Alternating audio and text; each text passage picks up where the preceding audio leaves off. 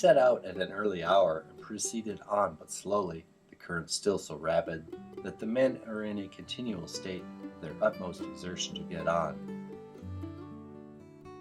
At 9 a.m. we arrived at the junction of the southeast fork of the Missouri, and the country opened suddenly to an extensive and beautiful plain and meadows, which appear to be surrounded in every direction with distant and lofty mountains. Supposing this to be the three forks of the Missouri, I halted the party for breakfast and walked up the southeast fork about a half a mile and ascended the point of a high limestone cliff, from whence I commenced the most perfect view of the neighboring country.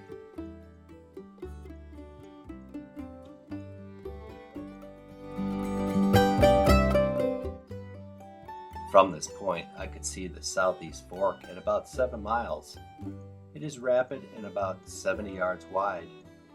Throughout the distance I saw it, it passes through a smooth, extensive green meadow with fine grass, in its course meandering in several streams, the largest of which passes near the hills of which the one I stand on, and is the extremity in this direction. From east to south, between the southeast and middle forks, a distant range of lofty mountains ran their snow-clad tops above the irregular and broken mountains, which lie adjacent to this beautiful spot.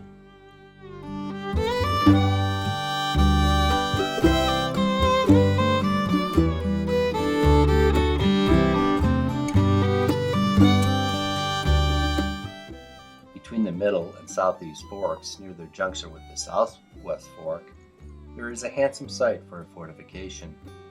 It consists of a limestone rock of an oblong form, its sides perpendicular and about 25 feet high, except at the extremity towards the middle fork, where it ascends gradually, and like the top is covered with a fine turf of greensward. The top is level and contains about 2 acres.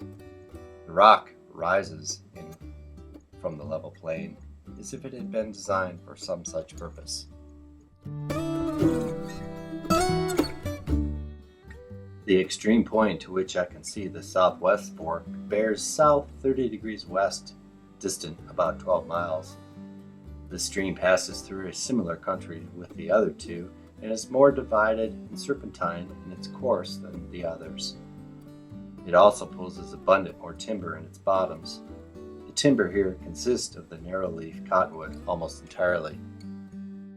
A range of high mountains at a considerable distance appear to reach from south to west and are partially covered with snow. The country to the right of the southwest fork, like that to the left of the southeast fork, is high, broken, and mountainous. These three rivers, after assembling their united force at this point, seem to have forced a passage through these bottomlands, though not more than 8 or 9 feet above the water, seem never to overflow.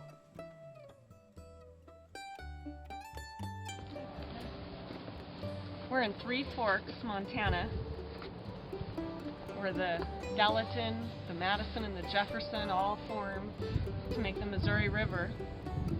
And for the first time, I think, for both of us, today we climbed up on top of Lewis Rock.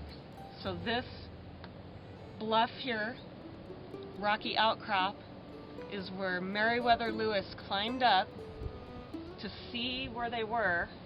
We're kind of on the east side of it, so if you were on the other side, you'd see the Missouri. He came up here to see what the lay of the land was, and it's really exciting to be up here.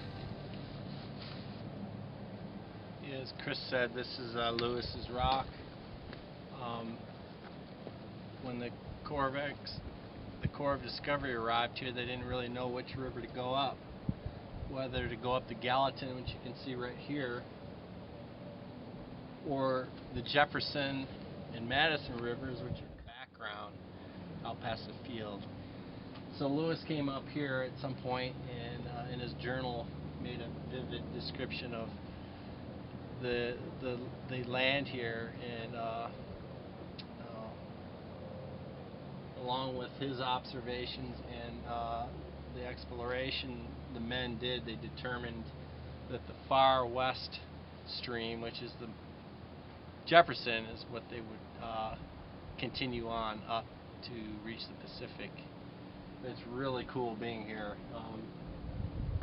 Yeah, as you can see, the Gallatin, obviously this whole area has changed in the last 200 years. Real quick, we're here, it's November, and a lot of people would think that this wasn't the prettiest time of year because everything's brown and died out, and you don't have the green trees and all the lush grasses that can happen out here in the Three Forks.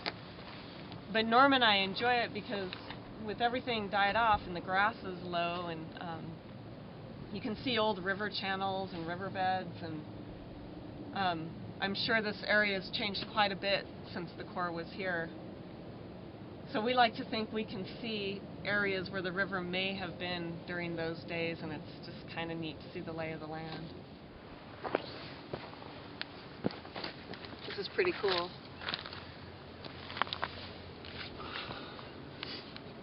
So that little spot down there that we walked up, where it was like a little, kind of like a little ravine, like through the rocks, you totally would have walked up that if you took our same path. Get the sense that they were here. You almost look for their well, tracks in the dirt. But here's the thing.